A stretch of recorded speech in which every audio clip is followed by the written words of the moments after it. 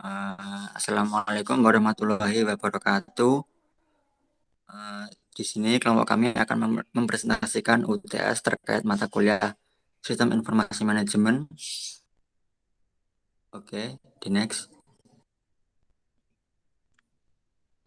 Nah, sebelumnya kami memperkenalkan diri dulu. Nama saya Nurkolis Amalia dengan NIM 65 dan teman saya.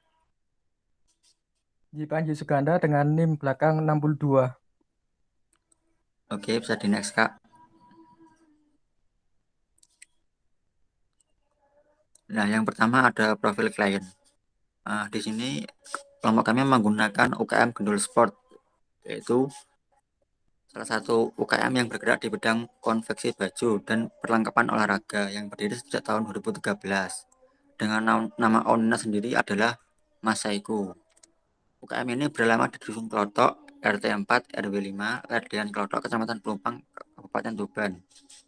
Gunung Sport Apparel sendiri dulunya hanya merupakan UKM yang hanya menyediakan perlengkapan olahraga. Namun, seiring bertambahnya waktu, UKM ini juga membuka jasa konveksi baju, terkhusus baju olahraga, dan sampai sekarang menjadi salah satu brand aparel terbesar di Kota Tuban, dan sekarang menjadi salah satu brand aparel klub di Liga Tuban. Oke, bisa di next, Kak. Selanjutnya yaitu informasi seputar klien. Jumlah pegawai sendiri di UKM Gendul Sport sebanyak 44 orang terbagi di beberapa divisi dan juga jabatan. Dan untuk omsetnya sendiri mencapai hingga ratusan juta. Klien tidak bisa menyebutkan secara nominal karena menyangkut privasi UKM itu sendiri. Next, Kak. Selanjutnya lokasi dan juga cabang. Pusat UKM Gendul Sport sendiri terletak di Dusun Dolok, RT 4 RW 5 Landaian, Klotok, Kecamatan Pelumpang, Kabupaten Tuban, Jawa Timur, dan memiliki 4 cabang. Yang pertama yaitu di Gang Yudhistira nomor 34 Sidorejo, Kecamatan Tuban. Yang kedua cabang di WR Supratman nomor 32 Sedang Harjo, Kecamatan Tuban. Dan yang cabang ketiga di Jalan Mastrip nomor 89 Sukomulyo, Kecamatan Lamongan, Kabupaten Lamongan. Dan yang terakhir, cabang keempat ada di Jalan Baja, nomor 16B, Perumahan Pogangan, Indah, Gresik. Next.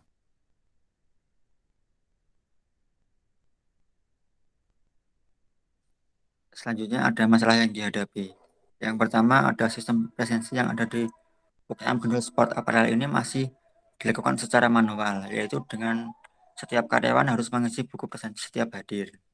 Yang kedua, pembayaran gaji karyawan yang sering terlambat karena proses yang lama, yaitu proses perhitungan kehadiran kerja, jam lembur kerja, dan rincian gaji. Dan hal tersebut masih kurang teliti dalam perhitungan gaji. Oke, bisa di next.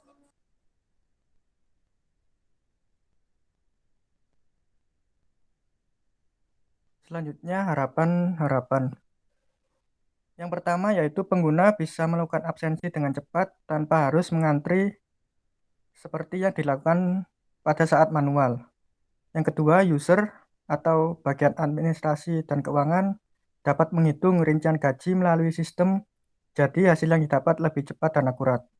Dan yang terakhir, user atau bagian administrasi dan keuangan lebih mudah sewaktu mengolah data karyawan. Next, Kak.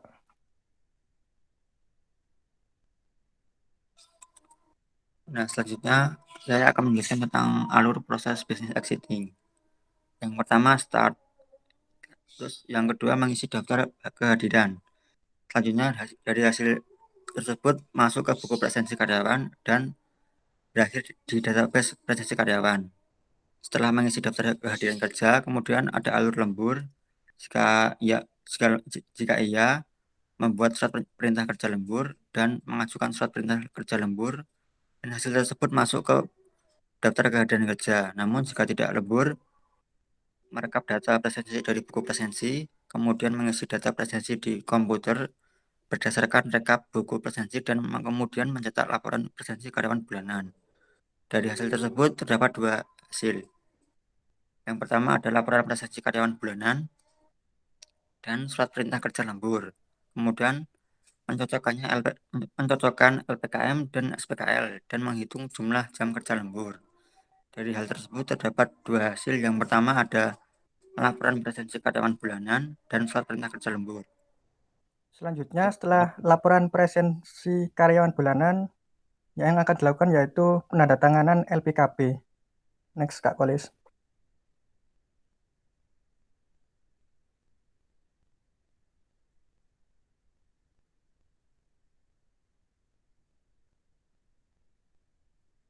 Oke, bisa di next lagi, Kak.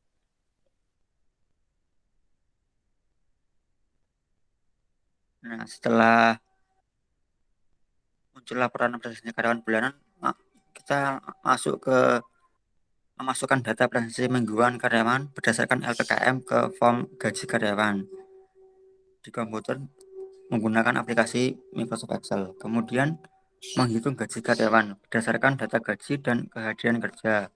Kemudian mencetak slip gaji dan membuat laporan rekapitulasi gaji bulanan karyawan dan mengarsip LPKM tetap urut tanggal. Jadi hal tersebut terdapat tiga hasil. Yang pertama ada slip gaji, kemudian laporan prestasi karyawan bulanan atau LPKM, dan laporan rekapitulasi gaji bulanan atau LRJM. Kemudian menandatangani dan otorisasi LRJM menyiapkan sejumlah uang sesuai LRJM serta membuat bukti kas keluar dan merekap ke buku besar kas. Kemudian terdapat 4 hasil. Yang pertama ada laporan rekapitulasi gaji bulanan, itu merupakan hasil akhirnya. Kemudian terdapat slip gaji dan uang, kemudian bukti kas keluar atau BKK.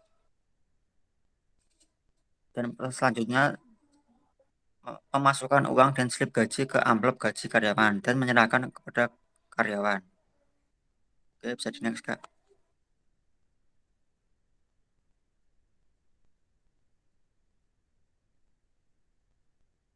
Selanjutnya yaitu tabel generate fungsional. Yang pertama yaitu ada problem statement. Proses absensi masih dilakukan manual dengan cara menulis di buku presensi.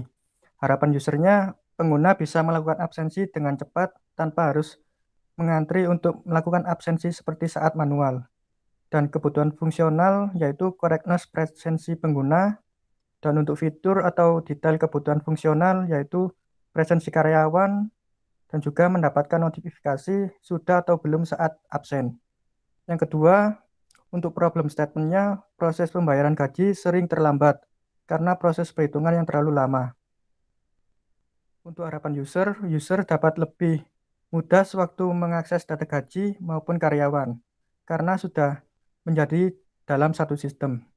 Untuk kebutuhan fungsionalnya yaitu manajemen keuangan, dan untuk fitur atau detail kebutuhan fungsionalnya yaitu seperti data gaji karyawan, data presensi karyawan, dan data jam lembur karyawan. Dan yang terakhir nomor 3, untuk problem statementnya kurang teliti dalam perhitungan gaji. Untuk harapan user dapat menghitung rincian gaji secara akurat dan cepat. Dan untuk kebutuhan fungsionalnya yaitu manajemen keuangan, dan untuk fitur atau detail kebutuhan fungsional yaitu laporan gaji karyawan dan juga slip gaji karyawan. Next, Kak.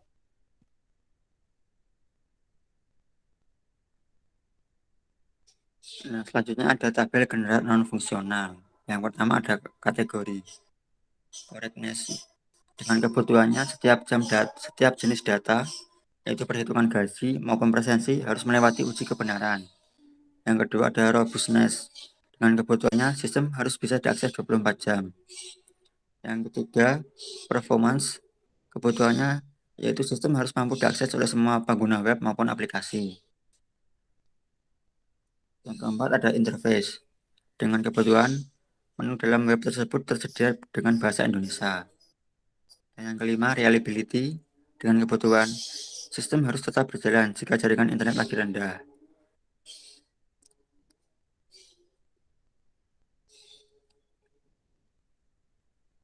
Dan selanjutnya ada availability. Dengan kebutuhannya tingkat ketersediaan sistem minimal 97%.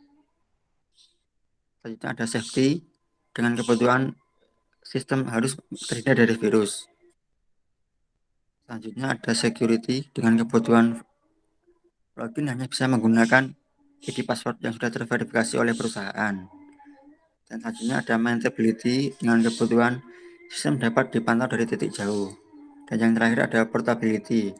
Dengan kebutuhan sistem dibangun sebagai aplikasi web. Oke, bisa di next, Kak. Selanjutnya yaitu flowchart draft yang akan kita bangun. Yang pertama, mulai selanjutnya karyawan melakukan presensi karyawan, data dari presensi karyawan masuk ke dalam bagian administrasi dan keuangan. Di dalam bagian administrasi dan keuangan terdapat data gaji seperti setiap bagian dan juga jabatan. Kemudian masuk dalam perhitungan gaji yang akan diakomodir oleh bagian administrasi dan keuangan. Selanjutnya yaitu transaksi dan selesai. Dan mohon maaf untuk presensi karyawan mungkin nanti akan ditambahkan yaitu alur ke dalam jam lembur karyawan. Dan nanti juga akan masuk dalam bagian administrasi dan keuangan dan ikut dalam perhitungan gaji, kemudian transaksi dan juga selesai. Next, Kak.